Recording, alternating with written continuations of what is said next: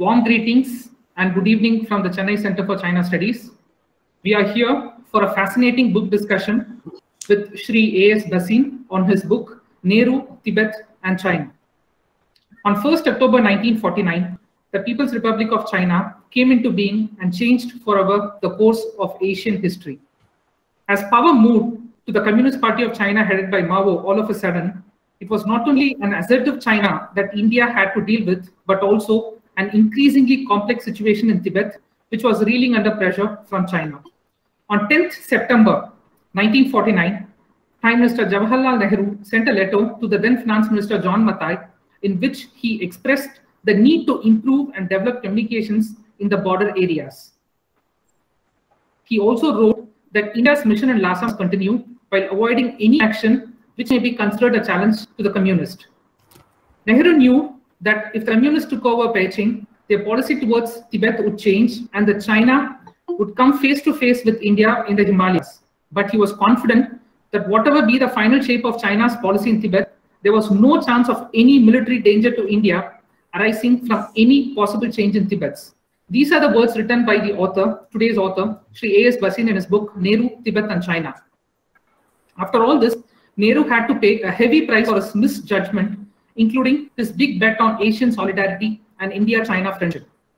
China not only made unilateral moves on the border, but also attacked India in 1962. Almost 6 decades since the war, China still remains India's last foreign policy and security challenge. Based on years of meticulous archival research, this book, in fascinating detail, analyzes the events from 1949 to the Indo-China War in 1962 and its aftermath. It is in the endeavor of the Chennai Center for China Studies through this book conversation to shed light on the actual events that led to the conundrum and explore the answers. Thank you very much, Shri Bhasin sir, for taking time out to be with us. With these words, I would like to hand over the floor to my Director General Commodore R.S. Vasan for his opening remarks. Over to you, sir. Thank you, Bala. Good evening, ladies and gentlemen. Thank you all for being with us today for this book discussion. A special thank you to Mr. Bhasin, who's taken time out to be with us. He readily agreed when we requested him to be part of this conversation. And I'm sure most of you would have read the reviews about the book. I went through this a couple of days ago, and it's really a fascinating study of what he knows firsthand, particularly with the kind of access that he's had to historical archives and records in Delhi.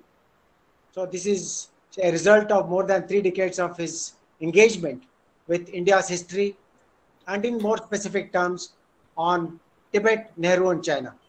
This is one thing which is haunting the Indian public analysts as to why did we go wrong as far as Tibet is concerned. Particularly when we had Tibet as a buffer state. We perhaps colluded with the Chinese leadership at that time, maybe due to misreading. We cannot sit in judgment today and say people did right or wrong or whatever. That's one part of the analysis. But the point is, perhaps, we erred in our assessment of how to deal with China, and we are paying a price even today. As we witnessed in the trans-Himalayan aggression, which is ongoing, we've not been able to resolve any of the issues related to the border.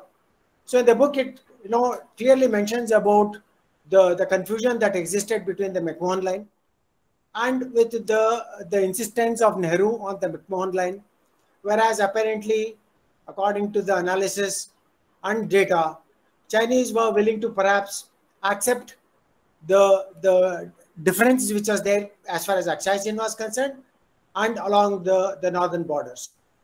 So I know it is not my turn to speak about the book. Mr. Bhasin is here, who has done phenomenal amount of research. I consider it as a great honor that he has agreed to speak to us. And with the kind of first-hand research that he's carried out, and with his active association with the historical department in the MEA, there's no person more qualified than him to talk to us today. Before I hand over to Commodore Vijesh Garg, I'm very happy to acknowledge the presence of Ambassador Ganapathy, who's seen his work firsthand and has associated himself with Mr. Bhasin while he was in Delhi in the MEA. So I would request Mr. Ambassador Ganapathy to kindly say a few words about his own association with Mr. Bhasin and his own assessment for how this book would impact future analysts and the history of India. May I request Ambassador Ganapathy to kindly step in and say a few words before the chair and moderator, Commodore Vijesh Garg, takes over and conducts the proceedings. Over to you, Ambassador Ganapathy. Thank you, Commodore Vasan. It's indeed a great privilege to be on the screen with members of the C3S and, of course, our distinguished guest, Mr. A.S. Bhasin. Of course, we have a great China expert among us, Mr. Ambassador T.C. Rangachari. I think no better than him to know of the problems of China. But coming to the topic today, of course, Mr. Bhasin has been seen as a walking encyclopedia on not only India's relations with its neighbors, but on a general plane. And one of the most important reasons is we in India, and perhaps in many other countries, have not given the recognized due to historical division. I remember when I was posted in London, the South Asia division with which we used to interact had a separate historical division which used to bring up papers on the run, and that sort of provided a place for continuity, for analysis, research, and policy planning. And that's why I think when Mr. Bhasin was in the historical division, later policy planning, albeit for until 1993, his expertise continued on, and he's written extensively on India, Sri Lanka, India, Bangladesh, and other countries. I think his writings had compendium on the treaties. Most importantly, what touched me most was in 2009, when he brought out his book on foreign relations, India's foreign relations. The book was dedicated to one of our finest diplomats, V. Venkateshwar Rao, who was one of the martyrs of the Haqqani network's dastardly act against the Indian embassy in Kabul, which we talk of every day these days because that is in the forefront. So I think Mr. Bhasin shared the empathy his empathy with the Foreign Service officers abroad. And I think what is particularly relevant in the book today is that we were all aware of one side of the story or of the unknown sides of the story on India's relations with China through Tibet and by Tibet. And when China took over Tibet, I think the border came very close to us. So obviously, anyone who has this book should read it without a doubt, because I always maintain that history never forgives those who forget it, because history has to be remembered, has to be known, has to be understood. And that's why this book is a gem of an offering to all of us, particularly in these current days when China not only threatens us, but China is, I think they used to say America was the globo cop. I would say China is the globo rob these days because it robs everybody. So I think with these few words, may I say that Sardar Bhasin, your book is a tremendous value addition to anyone who has to understand China, has to understand the issue of Tibet and the contribution which it has to India-China relations. Of course, as they say, China, can it be trusted? Never. And this book brings it out well and to the front. Thank you very much, Commodore Vasan. I hand the mic back to you. Vijesh, without much ado, may I request you to kindly take over and conduct the proceedings. Thank you. Thank you so much, sir. A very good evening, everybody. And thanks to Commodore Vasan and Ambassador Ganapathy to start the tone and the right temperature to start this lovely book discussion. I'd like to introduce our speaker today a little bit. Sardar Singh Bhasin is not only a veteran, 86 years today, but he's a historian, he's a scholar, and he has seen the pain of partition. He just mentioned to us. So history goes in the blood and the emotions come out when you write a book. And I read the book last 3-4 days, and the story tells you how he understands the history very well. He joined MEA in 1963 when I was born, and then 30 years he served in MEA. So that's the experience talks about him. He was a director of History Division. He has served Indian Mission, Kathmandu, Bonn, Vienna, and Lagos. He was a key player when India was, and we merged, Sikkim was merged with India, the new state. He was a key player when making the policies. He has been fellow of ICHR from 94 to 96, and of course, a fellow of ICS from Nehru Memorial Museum and Library from 96 to 2000. As many of our seniors just mentioned, he has written a book on India-Sri Lanka relations, Indian-Bangladesh relations, Indian-Pak relations from 1947 to 2000, Indian-foreign relations, Ganpati just mentioned. And most importantly, I spoke to somebody in Delhi. Shri Bhasin had written 4 volumes of India-China relations, which in JNU are considered as the textbooks. This I came to know the professor just today. Am I right, sir? I'm sure I'm quite right on that. So this is what we have a speaker today with us, and this book which I have written, very different from other books as I read. The book have been mentioned by everybody. This book's very different. All the books we read about India-China relations on 3 counts. One is, most of the book when we read of India-China relations, they give much importance to 1962 war and go beyond that. The economic war, the trade and things like that. But this is one book, he put 62 war later on. And that puts the right context when a young researcher or a young scholar or a young military soldier asks why we are fighting, what is the issue, it tells you go back to basics. Why we went to war with China, where is the misunderstanding started, the book tells about that. It started with the border dispute, the beginning, the misunderstanding, the opportunity lost to resolve the issues, and how, as Commodore Wasser mentioned, the Tibet issue. So in forefront is the Tibet, forefront is the boundary issue, not the 1962 war. But yes, the book beautifully brought out how the event which we misjudged or we missed the opportunities, how we misread and miscalculated a move towards IGAT with Tibet, and which led to 1962 war. We got an opportunity in 62 war also to negotiate, but we were late. And here comes a statesmanship probably was missing. This is one part of the book. The second thing is this book narrates the story with very authentic and credible documents quoting into that. So there's no question of my views and your views. These are as per the text, as per documents. And third is, it is not us versus them. What the book, if you read, and he has given his own assessment at times based on the documents. Why he's saying so. And it is not about a politician who Nehru was. It is about a leader of a nation, how he misunderstood the situation. Yes, India was just got independence in 1947. We were a young, very poor country. We were looking around. Our vision was not so great. Our strategic vision was missing that time. Probably there was as we say in Navy, error of judgment were there. But thus there were missed opportunities which led to the confront. As we mentioned, Britishers, some say they're smart, some say they were very cunning. Before leaving, they divided India, East Pakistan, West Pakistan, and left the McMahon line, which was a disputed line, which China never accepted from 1914 onwards. So that Tibet remained the problem for us. We say Tibet is independent, and China says no, Tibet is mine. And in his book, he mentioned the state. He never said Tibet is independent. Very clearly mentioned that.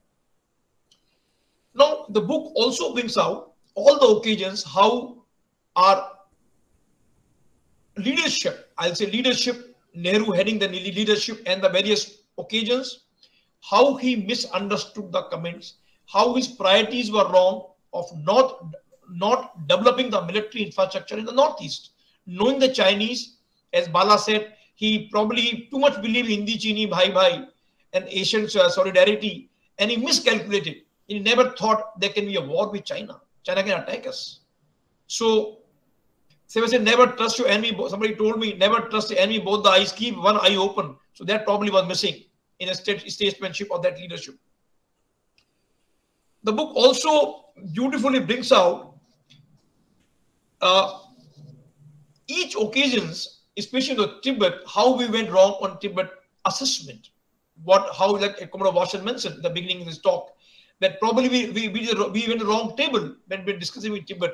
Had we gone the right context with the Tibet and Chinese, we had not gone to Tibet that way as they went and occupied it. It was too late for us. Well, writing a book on a boundary dispute, why? started, how it started, and why it's unresolved today, where we had one war because of that, and after 6 years or 60 years, again we had a temperature. We lost 20 soldiers, they also lost, but the question of the heat is on the same border, unresolved. The questions are how to resolve it, again back to square one. So this book has got beautiful writing on boundary dispute, issue of Tibet between India and China, and why China look India as enemy, because we are supporting Tibet and we give asylum to the Dalai Lama. I think beginning is China looks from that side. And it's not an easy task to come out, but book itself, but the best part is very accurate account based on the documents, based on the evidence and his assessment as he comes out from them. It is not hearsay, it's not a political statement or again a politician. It is a scholar's assessment of the situation, right or wrong. It's a scholar's assessment based on the evidence as is the history on archives. And what went wrong between the countries which led to 62 war, and after that, what happened. This is what the book talks about in simple terms. So with this little introduction, I invite Shri Bhasin to tell us about more about his book. Over to you, sir.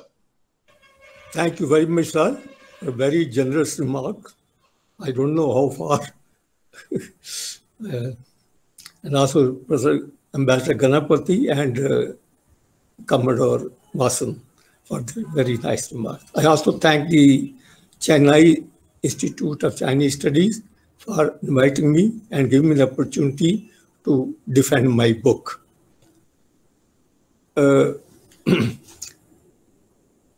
I have written down something because I am not used to making long statements ex tempore. Starting with it, please allow me to thank you, Chennai Center for Chinese Study, etc., for organizing this conversation and giving me an opportunity to defend my thesis to the participants who are all attending this book. My book is a book of history, and you will agree with me that history is a cruel subject. It does not recognize any friend or foe.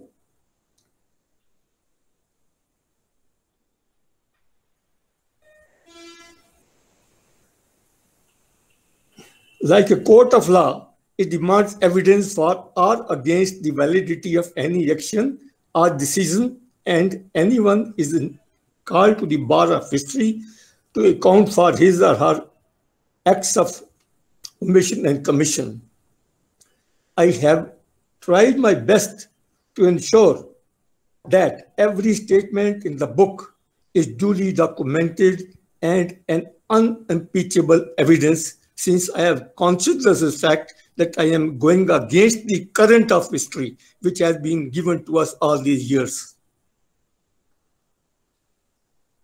Nehru's attitude toward China suffered from contradictions from the beginning. He was willing to share the eminence and glory of Asia with China, but not willing to abdicate in its favor.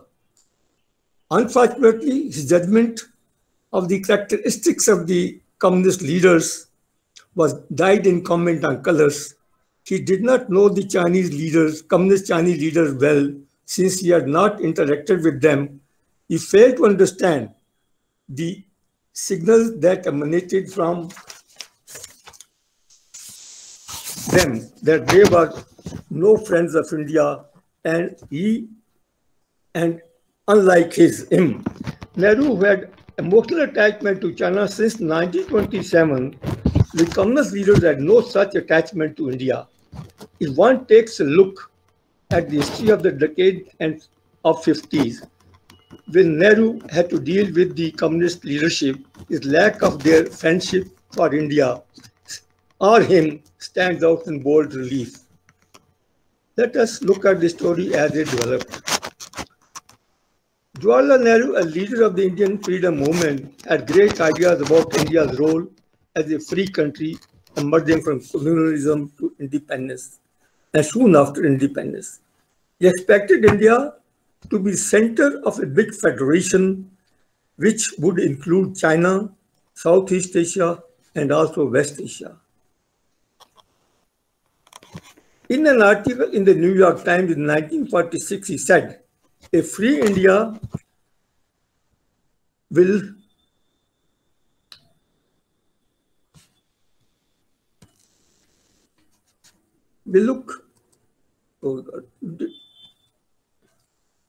link China with Middle East." He did not bargain for there's no dearth of statement coming from him in the same genre. Mao Zedong, on seizing power, had different ideas for China. He wanted to make China a powerful country and end this century of humiliations.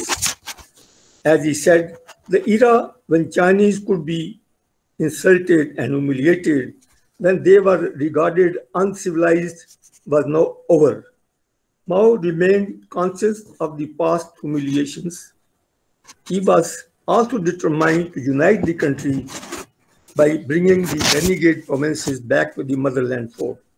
Unlike Mao, Nehru was unmindful of the humiliations that the people of India had to suffer under the colonial rule. He had no qualms even to retain an Englishman as independent India's first Governor General, even when China had refused to accept him.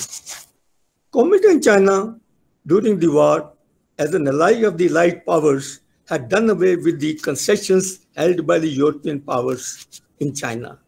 It was now left to the communists to target the so-called unequal treaties entered into by the Kuomintang. These were rankling. Mao wanted to end them.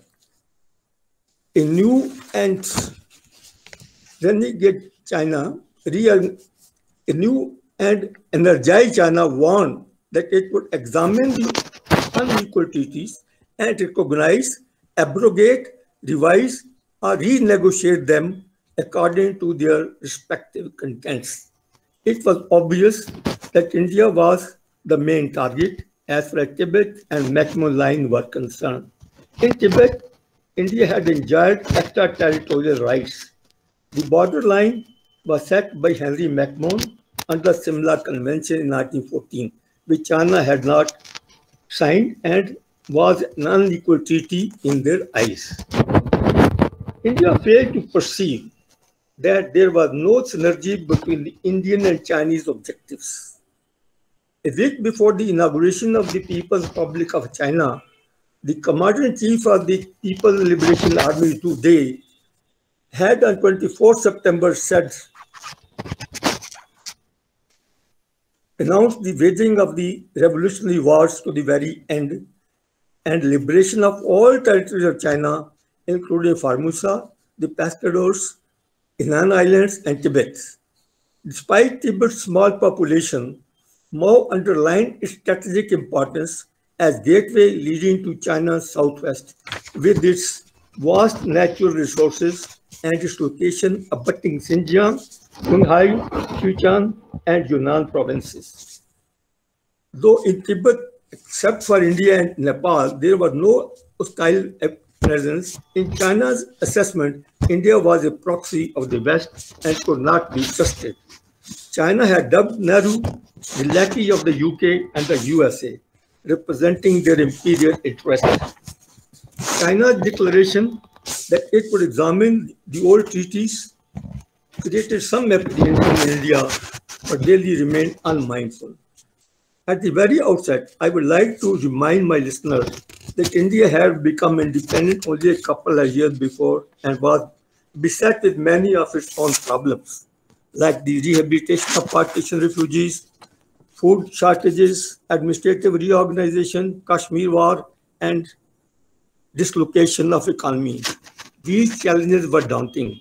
It was, however, then or later nobody's case that India needed to aggressively respond to Chinese challenges. What was needed was calibration of policies, and it did calibrate, but more often than not, they appeared more like acquiescence in China's aggressive approaches than adjustment. As you shall see in the later part of my presentation, the frontier question which proved the HL's heel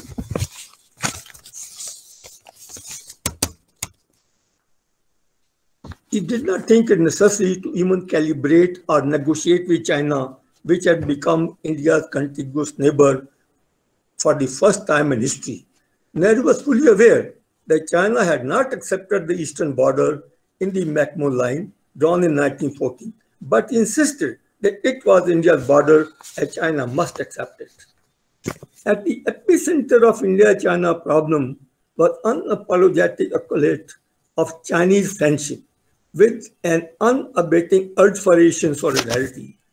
He repeatedly underlined the need for India-China friendship to grow and endure.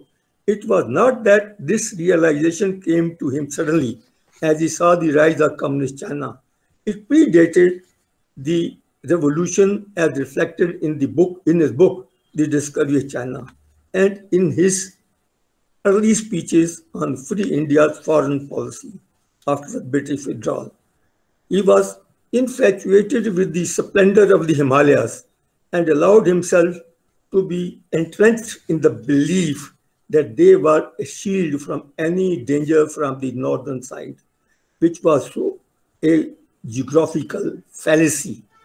On the flip side, it created a deleterious impact on him, since he did not feel it necessary to take any defensive measures against any possible danger to Indian security from that direction, and therefore looked upon China's occupation of Tibet to start with benignly. India's policy toward China suffered from misguided priorities in promoting Chinese relations with membership of the UN Security Council, replacing comment on China in the face of opposition from the Western countries, who were worried that its membership, together with that of the Soviet Union, would paralyze the Security Council. China neither recognized nor appreciated Nehru's effort in this direction. Irony is, the same China today opposes India's membership of the Security Council. Nehru had no objection to Chinese occupation of Tibet, but wanted it to be done peacefully and by negotiations. He also insisted that China to recognize Tibet's autonomy, where India had enjoyed extraterritorial rights.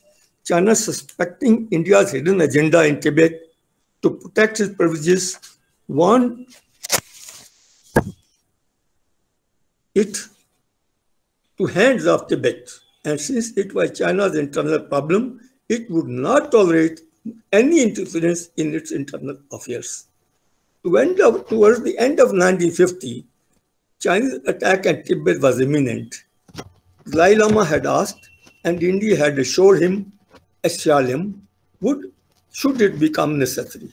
But in the face of Chinese warning that asylum to him would put India-China relation under dark shadow, Lhasa was hinted that the pontiff better stayed in Tibet and give his people the leadership in difficult times.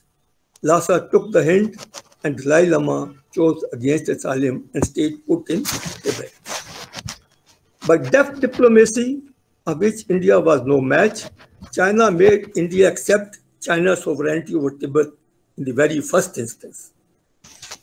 After having occupied Tibet, Zhou Enlai suggested in 1952 to convert India's representative office in Lhasa, and which worked under a political officer in Sikkim, into a consulate.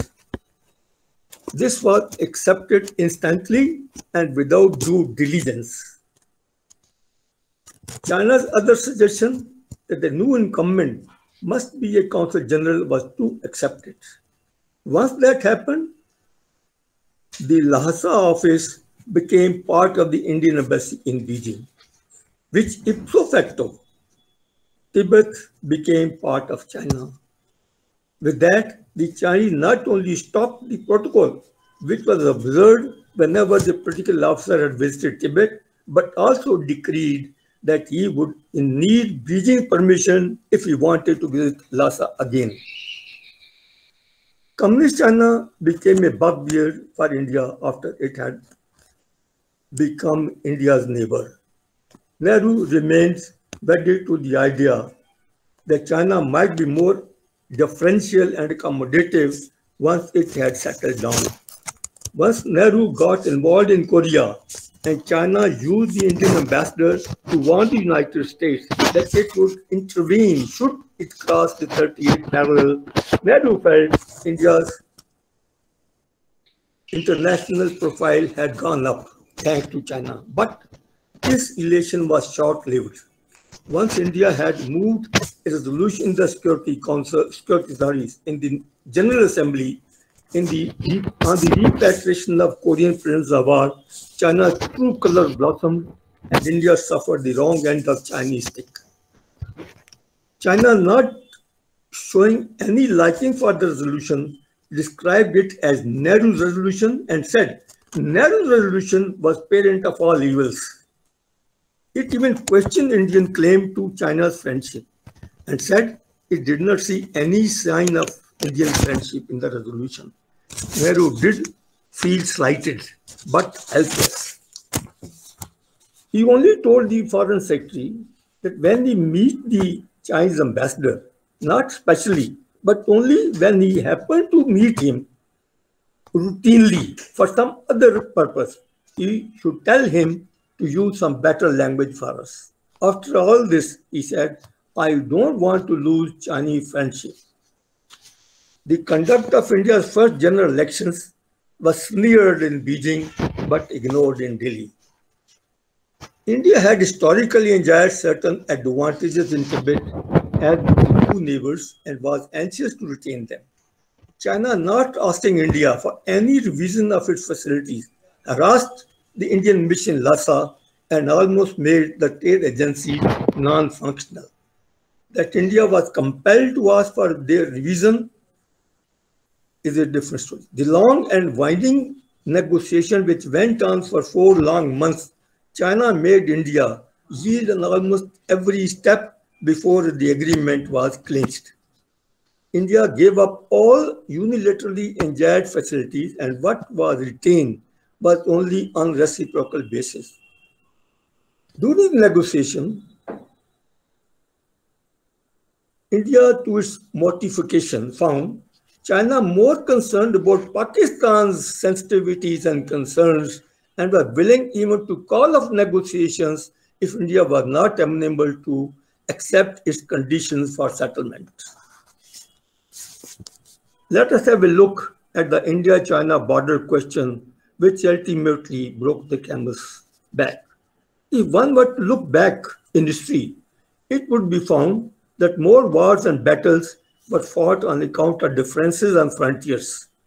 Lines on the maps not only separate the geographical and political jurisdiction of countries, but lie on either side of those lines, but also reflect the vagaries and irrationalities of history. They are symbols of sovereignty and imply the limits up to which a government may exercise its political and economic jurisdiction.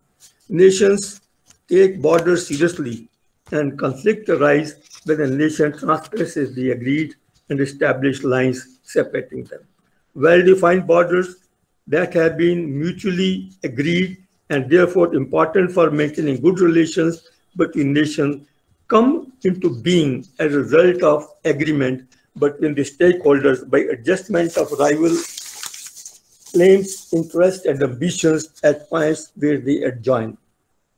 They are not only delineated on the maps, but also marked on the ground with the help of markers of agreed shape and size and separated at agreed distances. They are even periodically inspected and repaired if damaged. In November 1951, Nehru declared in Parliament that our maps show that McMahon line is our boundary, and that is our boundary, map or no map. About the western border with Ladakh, he said, it was defined chiefly by long usage and custom.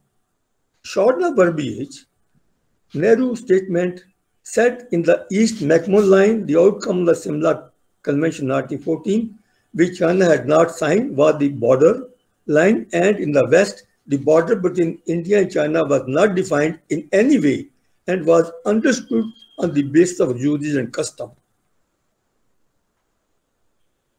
and if at all, on the basis of watershed principle. It had no demarcation of any type, and Nehru repeatedly said it in Parliament. Let us first study the eastern section, the McMahon Line. As already pointed out, China, not having signed the Shimla Convention, did not accept the McMahon Line too. No Chinese government since 1914 ever recognized it, though the British several times after 1914 tried to bring China on board, but failed. Prime Minister was aware of it and had expressed his fears that the Communist China too would not accept it, but he remained stuck with it, and as pointed out above, he had told Parliament in November 51 that McMahon Line was India's border and it would not allow anyone to cross it. What was interesting about it was though the McMahon Line was marked north of Tawang, which India later called NIFA, Northeast Frontier Agency, Tawang cartographically, having become part of India, was not occupied by the British, and it remained under the jurisdiction of the Tibetan government, which also collected civil revenues. In 1944, when Tibet was also, in 1944, when Sir Basil Gould, the political officer, visited Lhasa, he was authorized by the British government to convey to Lhasa that the British government would amend the McMahon Line to run south of Tawang, thereby putting it back into Tibet. As it happened, when the British left India, the frontiers, the formality for the retrocession of Tawang had not been completed. On independence, India found Tawang still in Tibetan occupation, while cartographically in India. Another development to be noted here is rather interesting. In October 1947, within a couple of months of Indian independence, Tibetan government in a letter addressed to the Prime Minister asked for return of Tibetan areas, naming Sikkim, Bhutan, Darjeeling, and Ladakh, and many more, which the Tibetan said the British had in the past incorporated in India. Nehru later said if India had complied with the Tibetan demand, India's borders would have come down to the Ganga. Interestingly, Tibet did not include Tawang in this list since it was already in its possession. However, in responding to the Tibetan request for an assurance of its territorial integrity, India said that it would not annex any Tibetan territory and would be prepared to the adjustment of the Indo-Tibetan frontier, particularly in the Tawang area. Earlier, the Tibetan Foreign Bureau had told Richardson, who had been retained as Indian representative in Lhasa, that the frontier question was the only point in dispute between Tibet and India, which it ought to try to settle it. India found Tibet a difficult customer. India thanked Lhasa for its assurance to continue relations with India without change and to abide by the existing treaties until either side want to enter into fresh arrangements.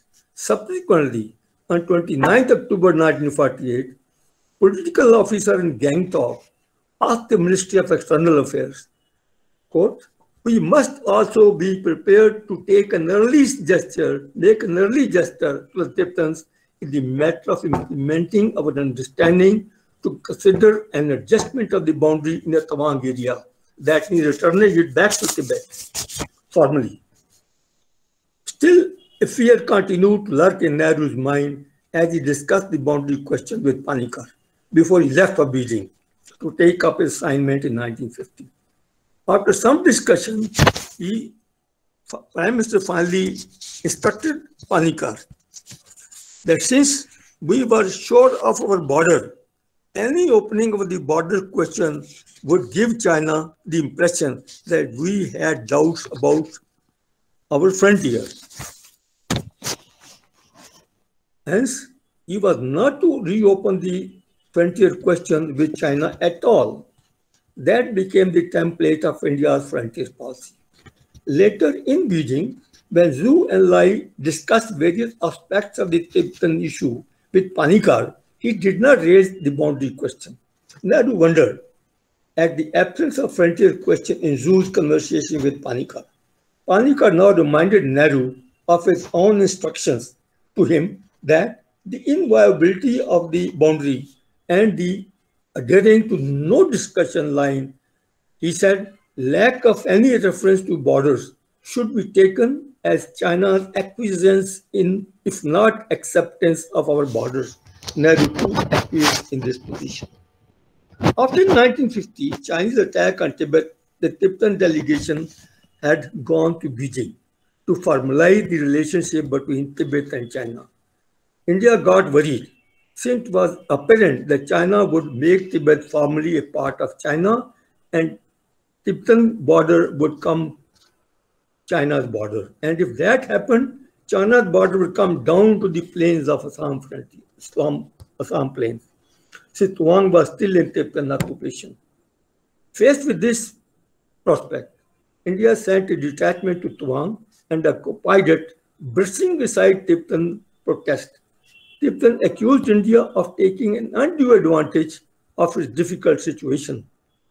Finally, it was only in 1951 that Tuang physically became part of India, a month before China and Tibet signed the 17-point agreement whereby Tibet formally became part of China. Now, India was in occupation of the area which Tibet had ceded in 1914, and McMahon Line became actually India's frontier. Was the McMahon Line drawn in a scientific manner after surveys and mapping, etc.? No.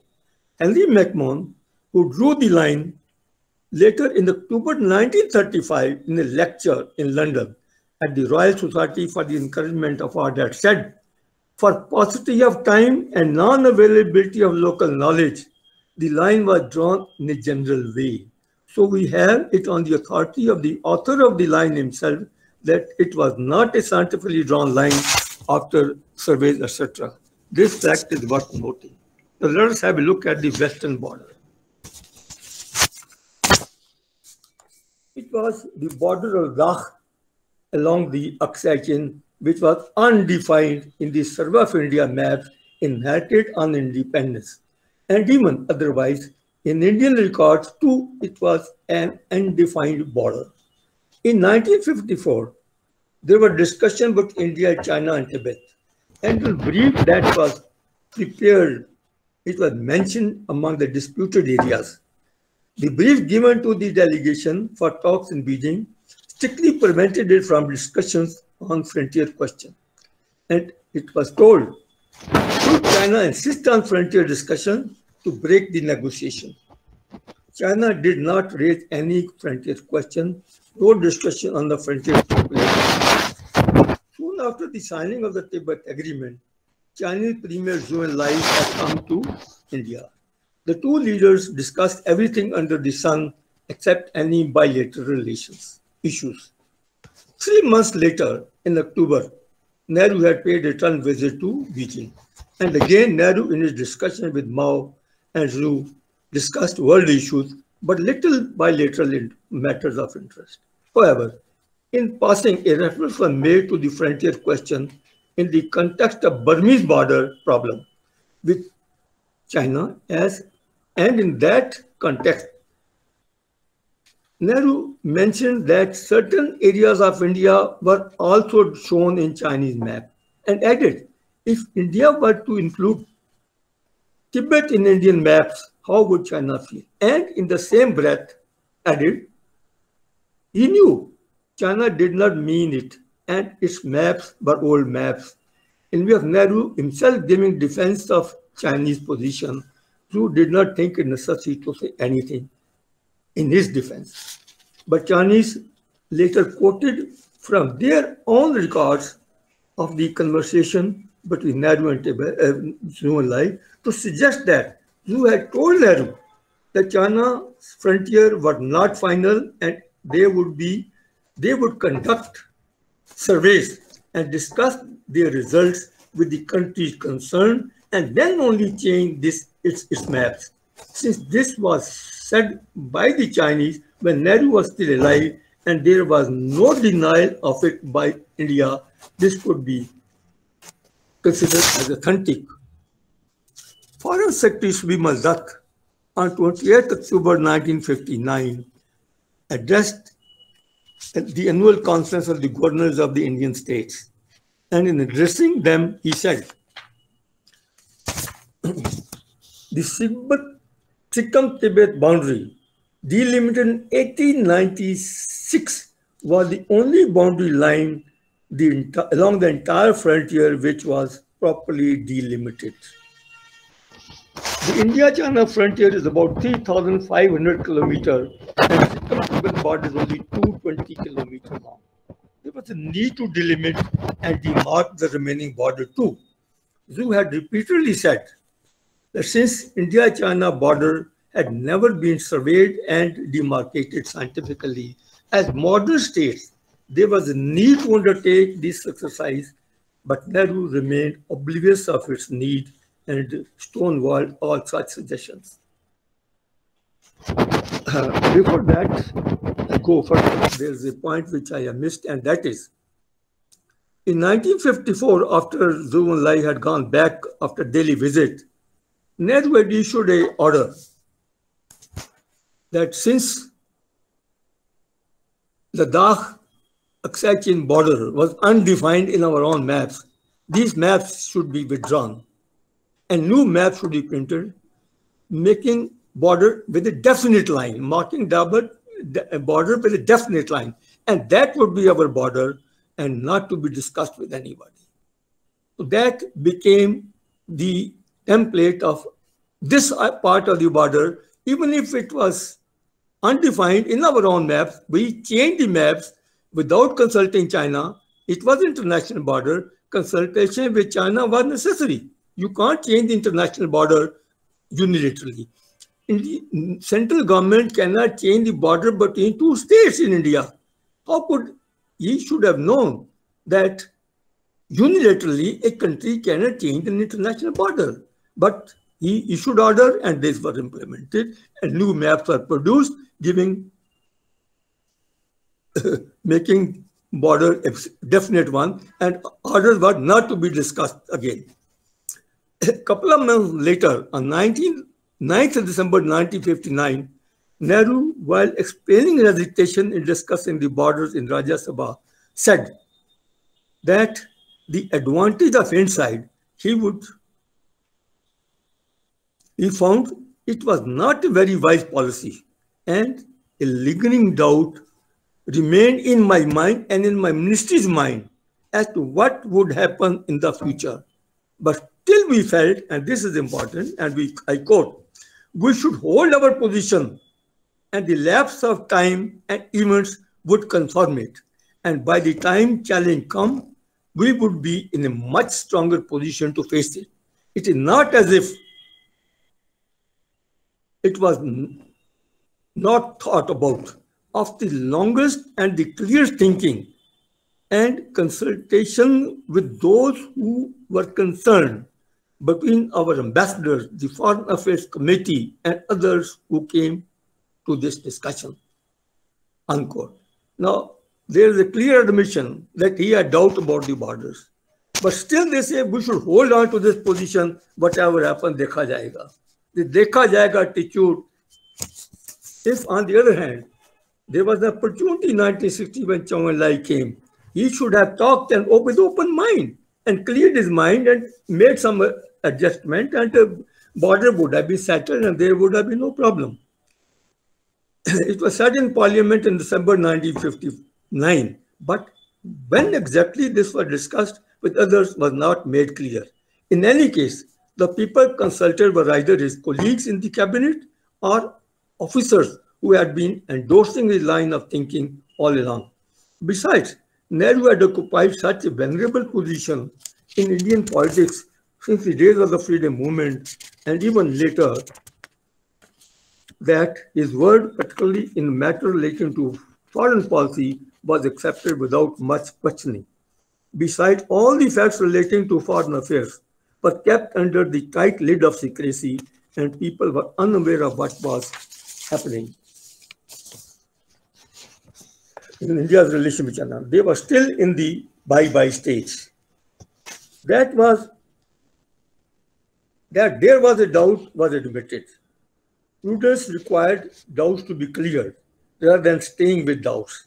In April 1960, when detailed talks were held between Nehru and Zhou Enlai, instead of clearing his doubts, he took the position which was neither rational nor sustainable, and talks failed, essentially because of Nehru's inflexibility and rigid attitude.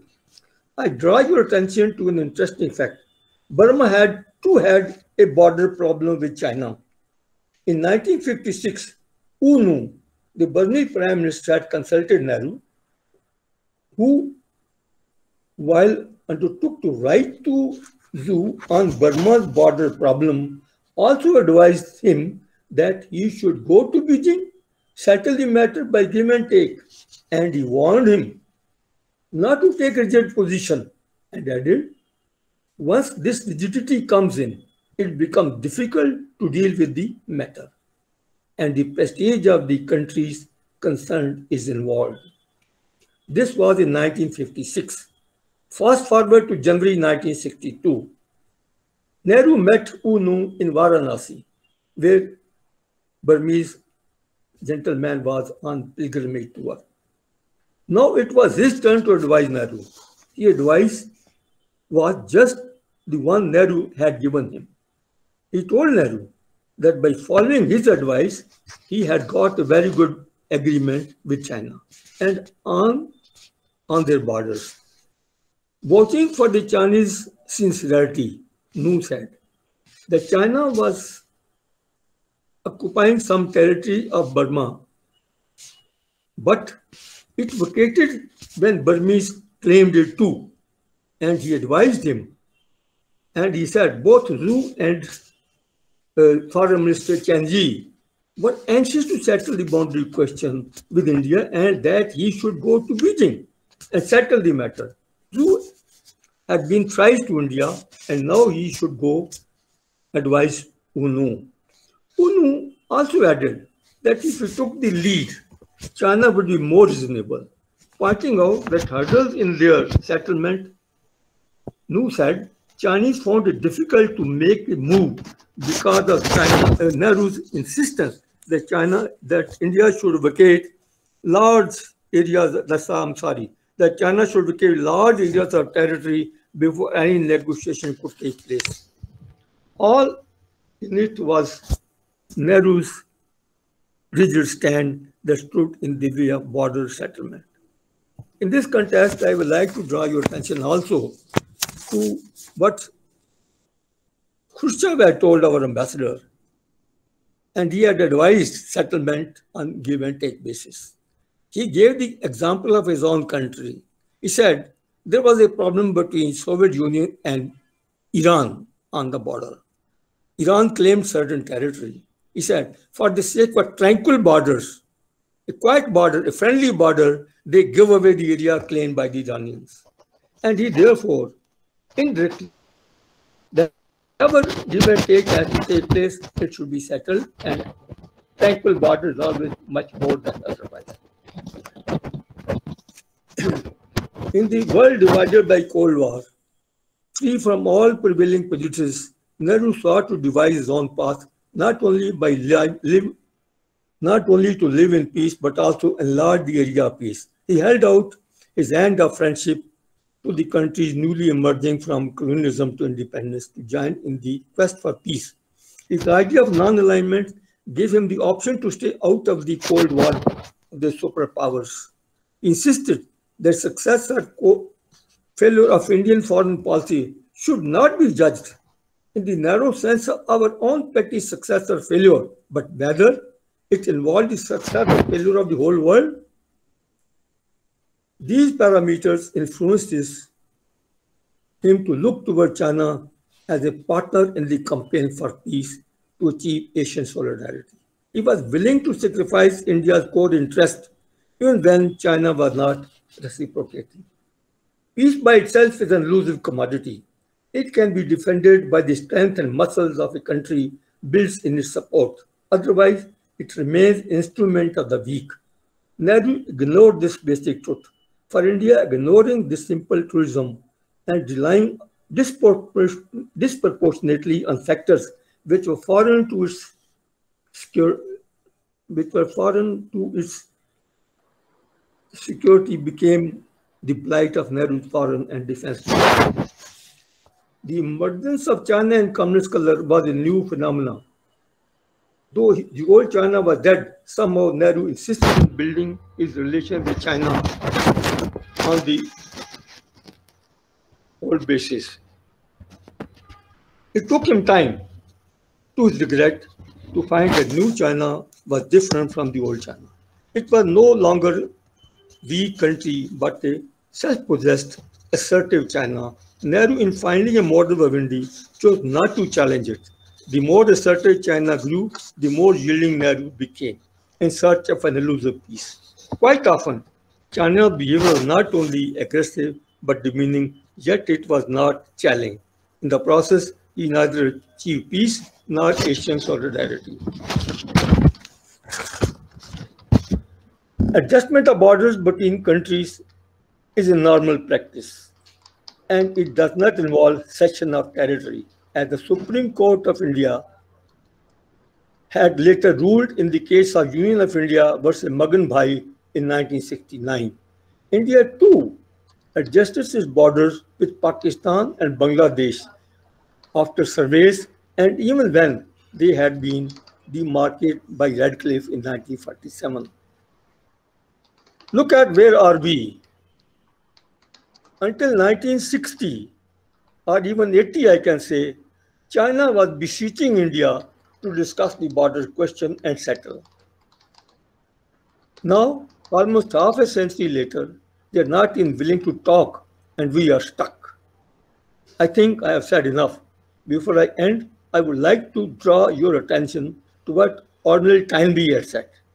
Historical changes are driven by challenge and response, and civilizations are defined not just by the leadership or conditions, but by how they respond to difficult problems and crises. Thank you for your patience. Thank you very much, sir. Komodo Vijay sir, would you like to intervene, sir? Yeah, Bala, we can. Thank you very much, sir. The nice cover of the whole book. We will take the questions for chat box now. Bala, will you take the questions? Yes, sir.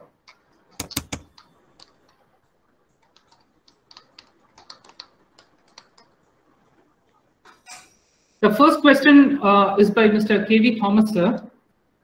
He has complimented Mr. Bhasin for his authentic work on China, Nehru and Tibet on his book.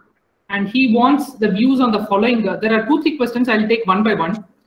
There was a faulty formulation and statesmanship from the part of Nehru.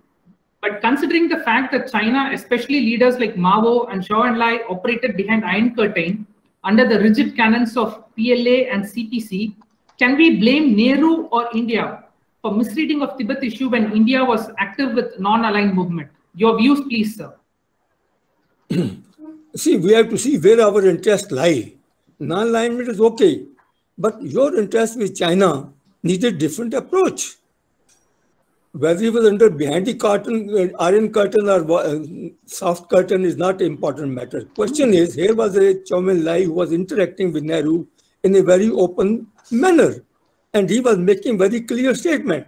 For instance, he repeatedly said, look, our borders have never in history been surveyed and delineated like they should be. And as modern states, we need to survey our borders, need to delineate them and put them properly on the maps. So I think it was a very reasonable request. Borders should be firm, final, and they should be understood clearly by everybody. But no, Nehru said, no, in the Western sector, which was not even defined originally, he defined in himself, which was again wrong. There was no need for it. He should have talked to Chinese and then come to some settlement on the border, there would not have been any problem. In fact, if you want me to sum up the whole problem in one sentence, it is our marking Western sector unilaterally created the 1962 situation. Whole fighting started with that place, and also even today we have problem in that area only. Eastern sector has always been quiet. Chinese had repeatedly until 1980 said we are willing to settle the matter on the basis of quid pro quo. You accept our, and mind it, Chinese said, let us discuss at least. He was not even willing to discuss. There are a number of statements made by Nehru in parliament that our border here is not demarcated, there it is not demarcated, but it is understood. It is understood, all right. But between countries, borders are not understood. They have to be delineated. This is a basic requirement. In good old days, ancient India, medieval India, they were understood and not delineated, but not in the modern ages. And Zhou Enlai's one single point agenda was, let us delineate our borders. He repeatedly said this, not once. But if you don't listen and don't want it, what can other countries do? I am sorry, I am not able to see where China deceived us. Yes, after 1962, they must have started preparing for the war because they found that China and India is not amenable to peaceful talks and peaceful dispute. Because when the war started in 1962, it was on that pretext that Nehru had made a statement 12th October while going to Colombo that I've asked the army to throw the Chinese out. No, and 20th October, the attack started. In 1 week, they couldn't have mobilized such a vast army all along the border. They must have been preparing, no doubt about it. But, well, they had tried level best. It was we who stood in the way. I don't know how I can blame China after having seen these regional docs. I wrote this book because these 5 volumes which I did on China documentation compelled me to write this book. Yeah, I understood if I do not do this what is expected of me as a student of history, then our people remain always in the misunderstanding that we are victims of Chinese perfidy. We are victims of our own perfidy. I'm sorry to say this. Thank you, sir. The statements are rather strong, unfortunately. Thank you, sir. Next question is by my DG, Commodore R.S. Vasan, sir. He has asked, from the book and all that has been described, it comes out very clearly that there was a total misreading and handling of the Tibet issue by Nehru. While that is history, and we are paying a heavy price for the folly of Himalayan proportions, how do you see the future of the conflict in the centrality of Tibet? How do I say that? You see, until 1960 or even 80, China was willing to talk. They were, please come and discuss. And we did not. Today, they are not willing to discuss even. They are not willing to discuss even. So in any settlement, if at all it takes place in the next 100 years, or 50 years, 20 years, 1,000 years, India will have to give up its claim on the Western sector. I am sorry to say this. China are not going to vacate it.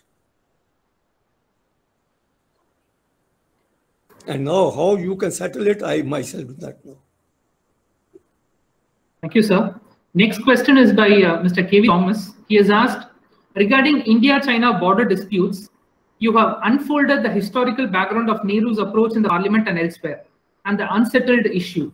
But the hard reality remains that the acceptance of the borderline, McMahon line or line of actual control still remains unsettled almost after 1 century.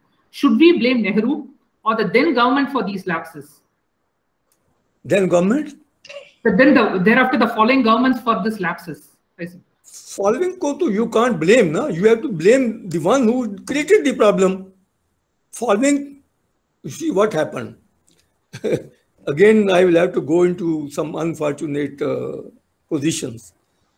It was all held by the Congress after that. And nobody could go against Nehru. Nobody could go against Nehru. Do you think anybody could have taken a position of chalo Nehru ne galat kiya, hum theek kar dein? Nehru even today is right in the perception of those people. So how could they have settled it?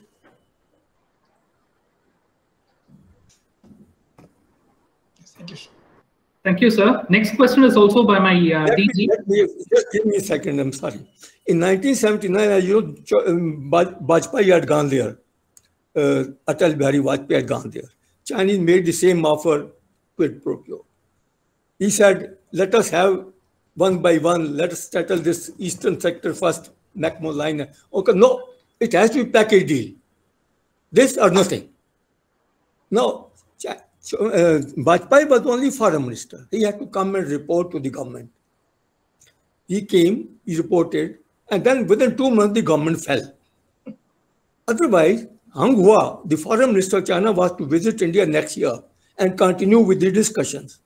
Maybe if Morarji had lived, had continued to be prime minister, maybe, I'm only not saying it would have, there was a possibility that he would have taken a bold step and maybe he tried to cut it. But that opportunity was also lost because the government fell soon after.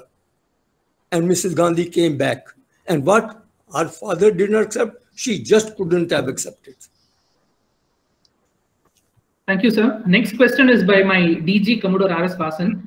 He has asked, from all that is available by way of research and historical records, it is clear that both on Kashmir and Tibet, the leadership has failed the nation.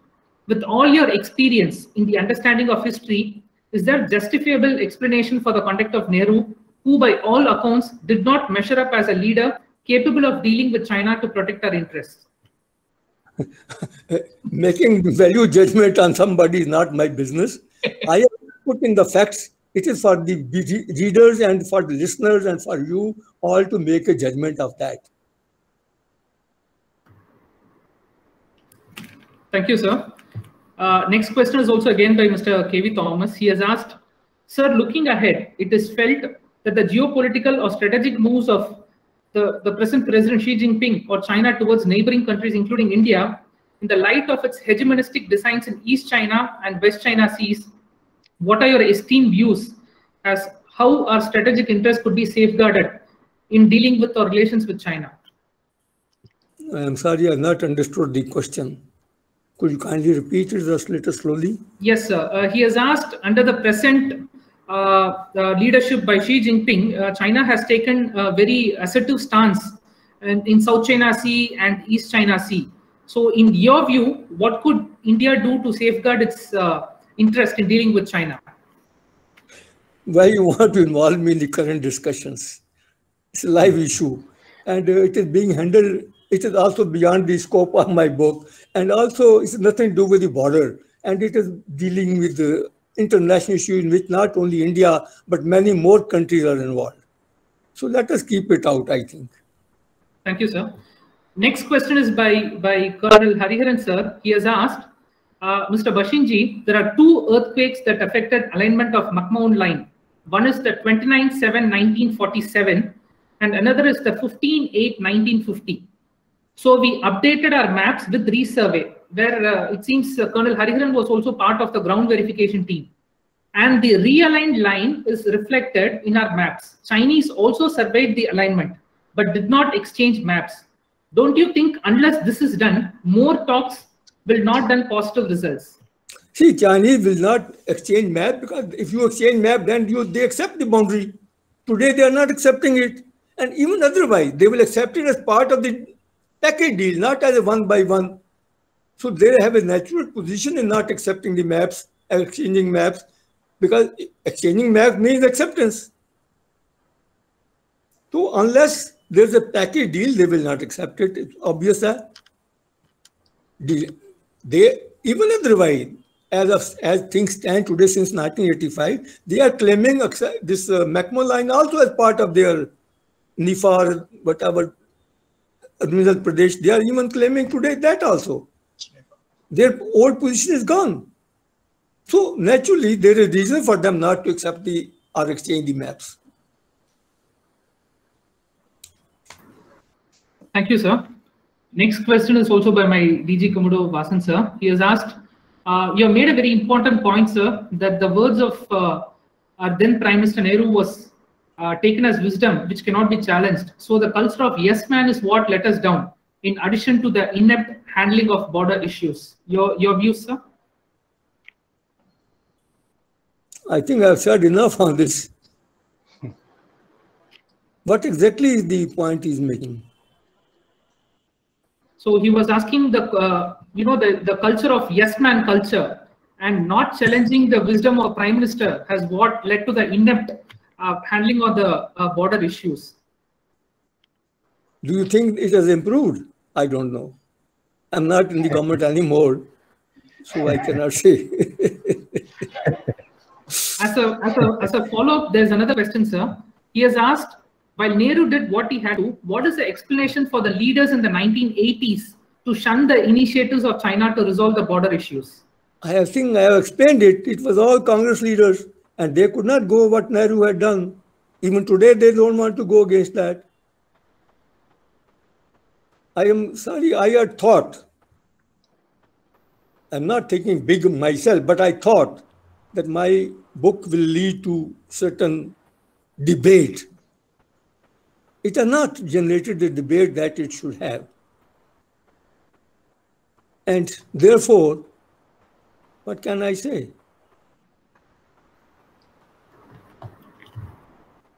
So the next question is by Colonel Hariharan, sir. He has asked, thank you, Mr. Bhasin, for an insightful presentation. Can you kindly throw some light on closing down of consulate in Lhasa? And if I remember correct, closing down of trading station in Chumpi Valley. Why did not press our case strongly? I have met Assam police officer from a consulate who accompanied Dalai Lama when he fled from Lhasa. Did we encourage Dalai Lama's flight?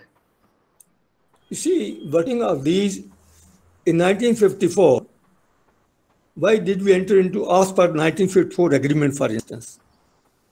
The Chinese never asked after they took over Tibet in 1951 that they want to discuss our privileges or our position in Lhasa, in Tibet. They only harassed us day in and day out, make life immiserable for our representative and for the trade agents and everybody. With the result that we had to ask, let us consult, let us discuss and settle these matters, because they are creating problems in our functioning. It is we who made the request. Instead of Chinese making the request that you are enjoying certain privileges which are unequal, which are non-reciprocal, we should discuss them and come to some settlement. No, they did not ask. It is we had to request. See, for instance, what happened in 1954 that we had to finally said. The military escort, it was time for turnover. Now, we had asked the Chinese that we want to turn over this escort. They didn't reply for some time. In the meantime, the escort, which was earmarked for going to Lhasa, Gyaltse, it went. And the other one was also still there, though there was not enough accommodation for the two escorts. There was enough for one only. And we had a big problem. And Chinese would not reply. And they would not let the earlier escort leave even. They would not allow them to leave. The new one had come. So we were stuck. What to do? So we had to make a request to China. Let us discuss. And then how discussion took place. And we had hoped after 1954 agreement is signed, things will smoothen and our people will be able to breathe easy. Impossible. Things became much, much more difficult than before. Things became much more difficult for functioning of the trade agents and the officer concerned, that it was almost impossible situation. So ultimately, by 1960-61, things had come to impasse. There was no point in our people staying there. Hostile climate, no work, nothing could be done. Dalai Lama had come away. The revolt was going on. So they stayed on till it was possible to stay. Finally, they had to withdraw. Thank you, sir. Next question is by Dr. Krishnan. Dr. L.V. Krishnan, he has asked, sir, have you in your research found any basis for China's withdrawal of forces after the 1962 war? They withdrew from eastern sector as they promised. They had given it up and they withdrew also. See, look at the sincerity. The Chinese had, in 1960 talks, conceded that we will vacate this area belongs to you. They have accepted. We will accept your rule here or your control here, we accept there. We did not. But still, Zhou Enlai repeatedly said, we have never transgressed the McMahon line. We have not, since you are in occupation of it, and you have reached there, we are not interfered. And in 1962 war, they had thrown us out, and yet they withdrew whole of this McMahon line area, and we occupied it. The same way Zhou Enlai said, since we have never tried to interfere in your occupation, though we don't accept it, but we accept it because you are there. It's a fait accompli. We have also in that area, and you must accept it. Look, they built a road, 220-kilometer long road, or I'm not very sure, 220, 120. Long road, little bit long road, and they took 5-6 years to construct it, and we didn't know it. Chinese attacked Tibet in 1950 through this area. They have been sending supply to this area. So Chinese were in occupation. They said, we are in occupation here, you are in occupation there, we accept your position, you accept our position. It was a fair offer, in my opinion. Thank you, sir. The last question of the day is by Vice Admiral Muralidharan, sir. He has asked, we had someone like K.M. Panikkar, who was a visionary on maritime issues. Did he not advise Nehru? If so, why did he not listen? He never, I'm sorry, could kindly repeat again? We had someone like K.M. Panikkar, who was a visionary on maritime issues. Did he not advise Nehru? If so, why did Nehru did not listen to K.M. Panikkar? The policy was laid down by Nehru that we are sure of our borders. We should not open this question. We should not open this question. If we open it, Chinese will feel that we have doubt about our border. This was the policy laid down by Nehru when Panikkar was going to Beijing to take up his assignment. And that was the policy which Nehru took throughout. And if only Nehru had agreed to discuss it, there would have been no problem at all. The war came because of the insistence of Nehru that he will not discuss, come what may, while staying that border is well known by usage and custom.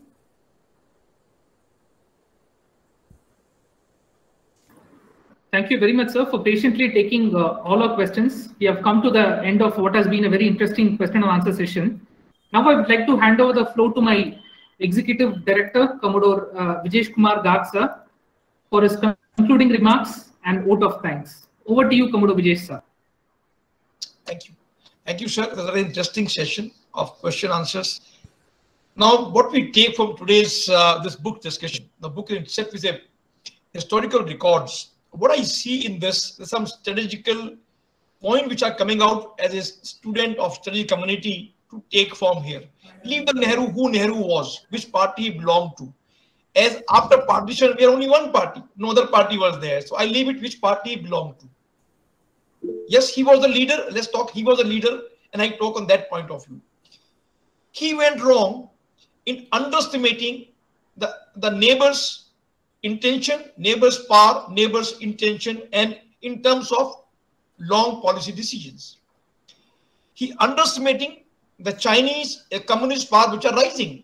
Though both we became free in 1947, they in 49 they took over, and they were also looking growing up. We underestimated them, and Hindi Chini Bhai Bhai, probably it was a very false thinking he was living in. Second part, not resolving boundary issue was not on the priorities of the Nehru that time. Probably it comes out from the book that way. Why? And everybody listened to him blindly. And he was, of course, a man of stature after freedom struggle. Probably that was the aura he had, right or wrong, but that's what comes out from the book.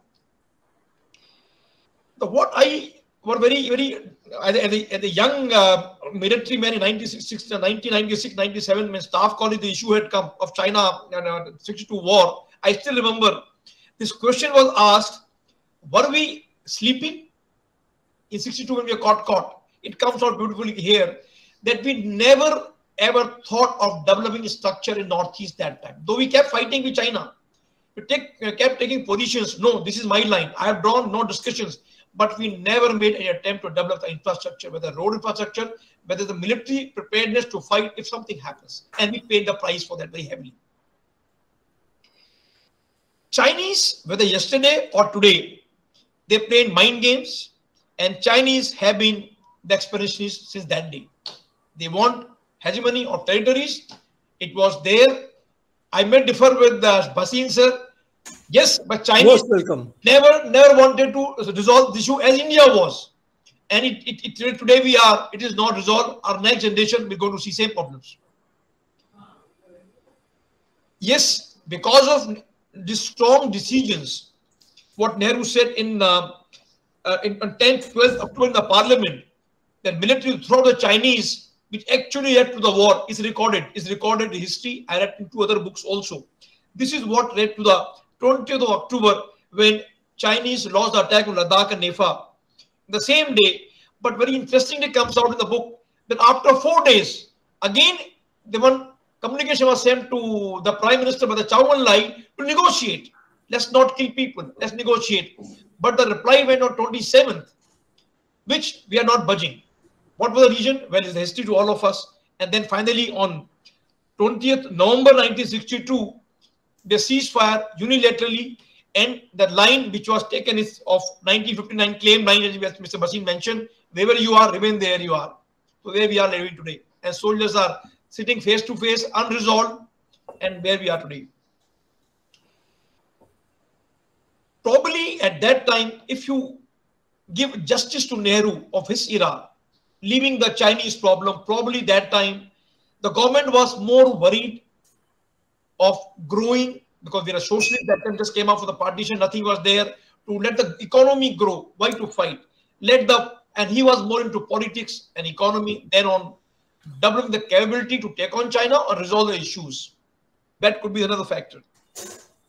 But one point came out in the book as well as Mr. Bhasin mentioned, that it's a very, very sad, or Colonel Hariharan sir will pardon me, it was a very sad and bad of an intelligence failure that China made almost 225 kilometers road. This went through Ladakh to Tibet and nobody noticed it. And this road was a pain to us in 1962 war. Nobody noticed it. And actually intrusion took place that time. Well, what this book is a beautiful book. It tells us, our next generation or the present generation, that there are certain disputes. If a table is available to you, negotiate.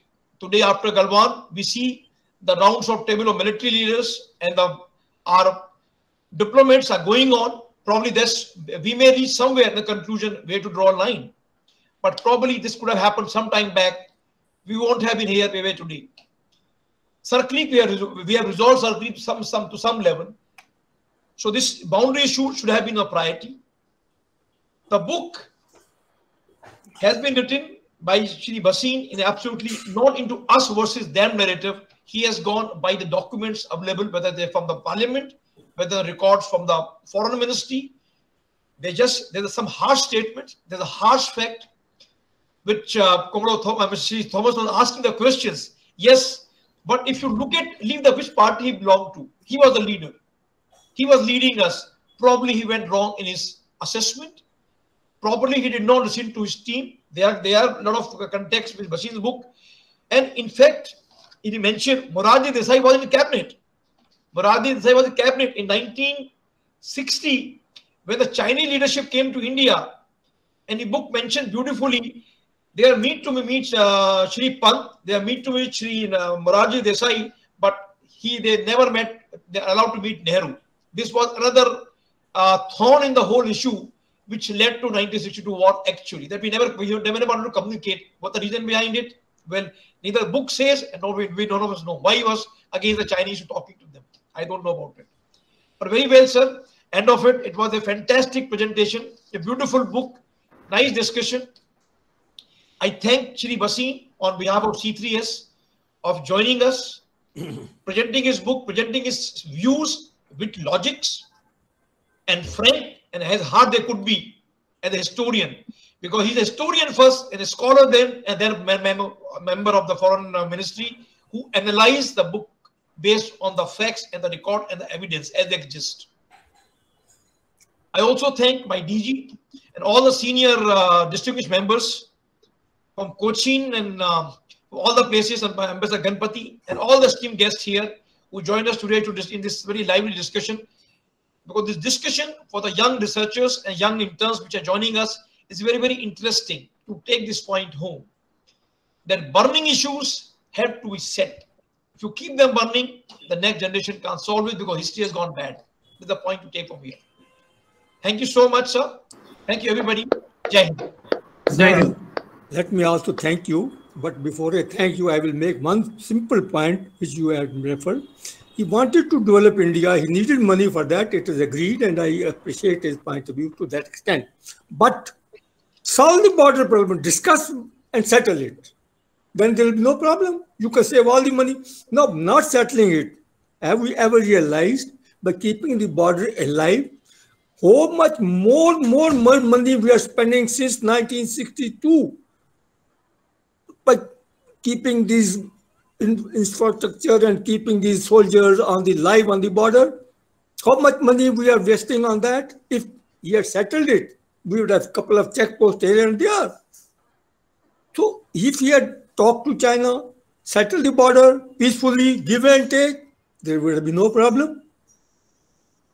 Third, nevertheless, it is past. And thank you very much. I thank you and thank your institution and all the members who have from Cochin and from wherever they were joined for giving me this opportunity and listening to me patiently my sometimes very strong views, because I feel very strongly for my country that our country had to suffer humiliation for no rhyme or reason. He only said, look, China will never attack, so I can go ahead. He was saying, making strong statements. I will do this thing, I will throw them out, I will do this thing. But it was only a statement. He thought China will never attack. And with that, I thank everybody and grateful for everything and for listening to me, listening to my views and everybody. Once again. Thank you, sir. Thank you, sir. Jai Hind. Thank you, Bhasin. Jai Hind.